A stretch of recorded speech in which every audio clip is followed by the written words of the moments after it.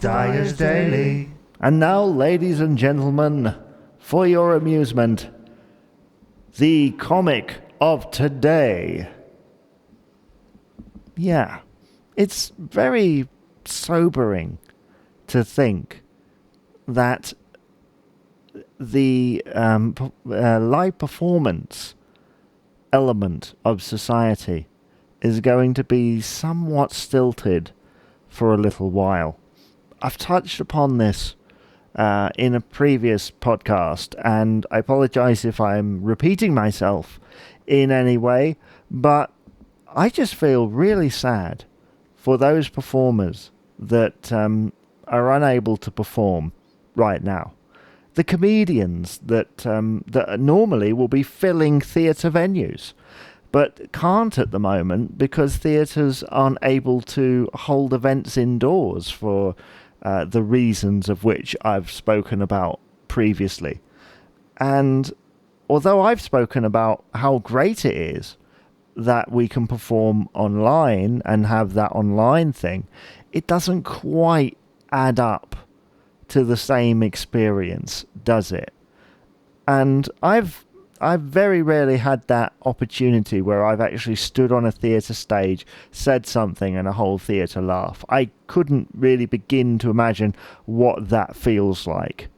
However, for many comedians out there, it's just sad, actually, that they're not able to play their craft. And I hope over the next few weeks and months, as outdoor venues are allowed to shine, I hope that they do hire a comedian. I hope that they do think, well, we don't just want musicians and actors. We also want comedians, people to make us laugh, because it sounds like it's really easy. It always sounds like it's easy. Tell us a joke. No, comedians are extremely intelligent people, and they, even if they're playing a dumb character, or a character, is that a word that we can use now? A character that might not seem to be all there, but the comedian themselves have got to be extremely sharp in order to pull that off successfully. And that is why I have utmost respect for comedians out there. It is just amazing what they're able to pull off. And there's no pun intended there. Literally, it's just what it is. What they're able to do is amazing. I mean, just the sheer memoriness. I like this with actors as well.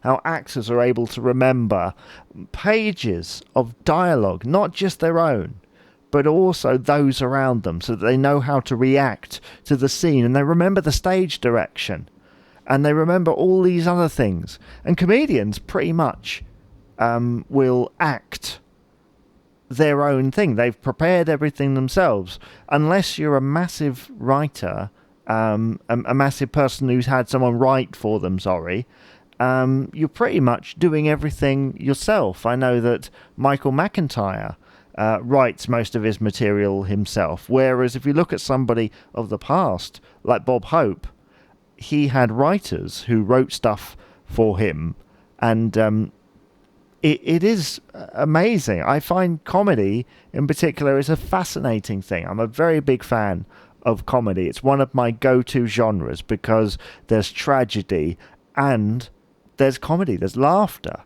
in there. There's observation.